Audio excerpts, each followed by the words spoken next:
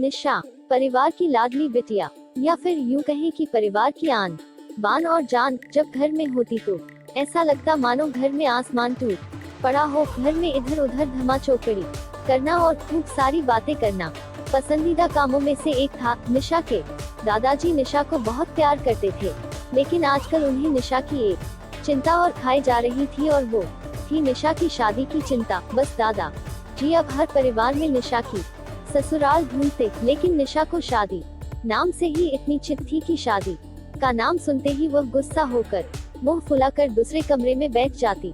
खैर थोड़ी देर में उसका गुस्सा खुद ब खुद उतर जाता और वो वापस अपनी धमा चौकड़ी में व्यस्त हो जाती। काफी खोजबीन के बाद भी निशा के कोई ऐसा परिवार नजर नहीं आया जहां वे अपनी लाडली बिटिया की शादी कर सके। इसलिए उन्होंने अपने बचपन के दोस्त से इस बारे में राय लेने का निश्चय किया। बस फिर क्या था, वे अपने दोस्त वीर बहादुर से मिलने अमेठी की ओर निकल पड़े। अगले दिन जब वह अमेठी पहुंचे तो वीर बहादुर ने स्टेशन पर ही उनके लिए गाड़ी भेज दी थी। 10 साल बाद अपने बचपन के दोस्त से मिलने के लिए वे भी बड़े उतावले थे। गाड़ी धीरे धीरे वीर बहादुर के घर की ओर बढ़ी। बड़ा सा बंगलो के आगे बगीचा, गाड़ियां और नौकर चाकर देख दादाजी का मन खुशी से भर गया। इन 10 सालों में वीर बहादुर ने कितनी तरक्की करनी है, नहीं तो 10 साल पहले वीर बहादुर के पास था ही क्या। बस यही सब सोचते सोचते निशा के दादाजी अपने दोस्त के बंगलो पहुंच ही गए। गाड़ी की हॉर्न की आवाज के साथ ही वीर बहादुर घर के बाहर अपने दोस्त के स्वागत के लिए आ गए थे। अपने दोस्त को गले लगा कर वे दादाजी को अंदर ले गए। घर अंदर से भी काफी शानदार था। अपने दोस्त की संपन्नता को देख निशा के दादाजी भी फुले नहीं समाये। चाय नाश्ता के बाद वीर बहादुर ने उनके खास दोस्त से आने का कोई खास कारण पूछा। दादाजी ने पोती की शादी के लिए एक अच्छा सा परिवार ढूंढने की का काम सौंपते हुए बिटिया का फोटो वीर बहादुर के हाथ में सौंप दिया। वीर बहादुर भी अपने बेटे विजय के लिए एक सुयोग्य कन्या की तलाश में थे। तीखी नैन नक्श चेहरे पर तेज, और एक बार में ही किसी को पसंद आने वाली निशा बिटिया को फोटो में देखकर ही उन्होंने निशा को अपने घर की बहू बनाने का फैसला कर लिया। वीर बहादुर इतना सोच ही रहे थे कि इतने में उनका बेटा विजय आ गया। विजय ने दादाजी के पैर छुए और हाल चाल पूछने के बाद ऑफिस की ओर निकल गया। विजय के जाने के बाद वीर बहादुर ने अपने दोस्त से विजय और निशा के संबंध के लिए पेशकश की। निशा के दादाजी को लगा जैसे वीर बहादुर ने उनके मुंह की बात छीन ली हो। खेत प्रसन्नता से विदा लेकर अपने घर आने का कहकर दादाजी अपने घर की ओर निकल गए।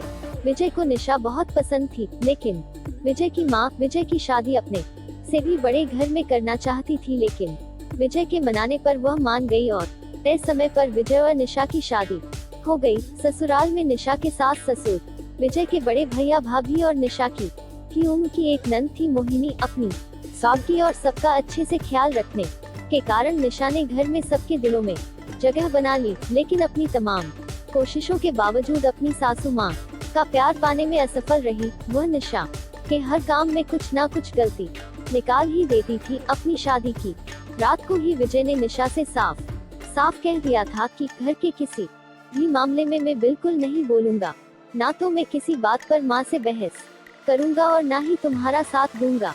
तुम्हें अपनी समझदारी से ही काम लेना होगा। लेकिन निशा की लाख कोशिशों के बावजूद भी सासू माँ के व्यवहार में कोई परिवर्तन नहीं आ रहा था। निशा की नंद जरूर उसकी माँ से निशा भाभी के प्रति इस तरह के व्यवहार पर उलझ जाती, लेकिन इससे भी केवल बात बढ़ने के अलावा कुछ नहीं होता।